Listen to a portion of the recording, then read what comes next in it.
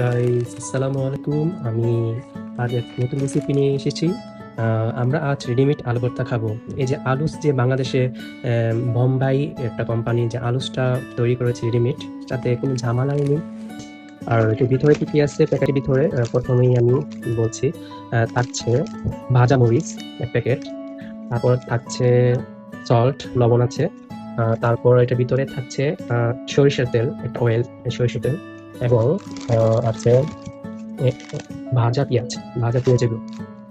তারপর এদিকে আর কি আছে, তারপর হচ্ছে এটা আমাদের সেই এটা আলুচের পাউডারটা। আর সাথে দিয়েছি একটা মাখানোর জন্য একটি হাত লাগানো, এবং একটা পানি পরিমাণ নাপার জন্য একটা সুন্দর একটি লিটার এটা ইয়ে দিয়েছি, যে কতটুকু পানি দিয়ে এটা গোলাতে হবে এবং মেশানো যাবে সেই জন্য। সো এগুলো সব মিলিয়ে ১৩৫ টাকা। শুরু করা যাক। প্রথমেই আমি নিচ্ছি আলুটা, যেটা আলু পাউডার করানো আছে এটা নিচ্ছি, এটা ঢেলে দেবো।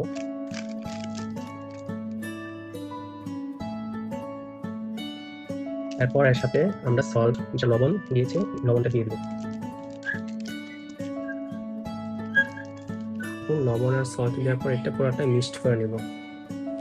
এর জন্য আমাদের গ্লাভসটা লাগিয়ে নিতে হবে।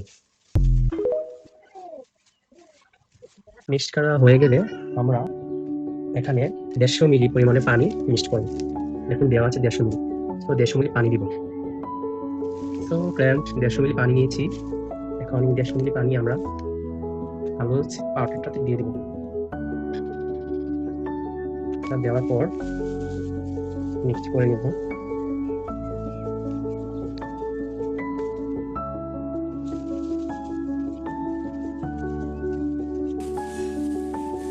এরকম একটা হয়েছে।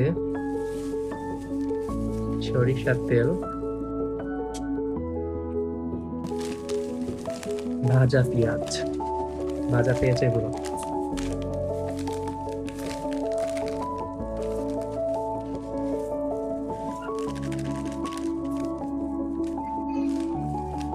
তারপরে দিব ভাজা শুকনো মরিচ।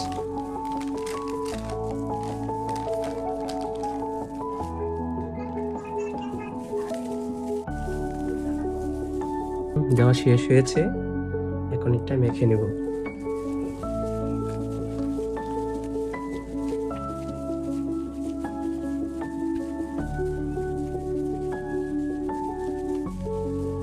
সো ফ্রেন্ড, হয়ে গেছে আমাদের আলু ভর্তা, রেডিমেড আলু ভর্তা। দেখতে দেখুন কিরকম হয়েছে সে আলু ভর্তাটা। খাওয়ার পর বোঝা যাবে টেস্ট কেমন হয়েছে। ওকে, আল্লাহ হাফেজ।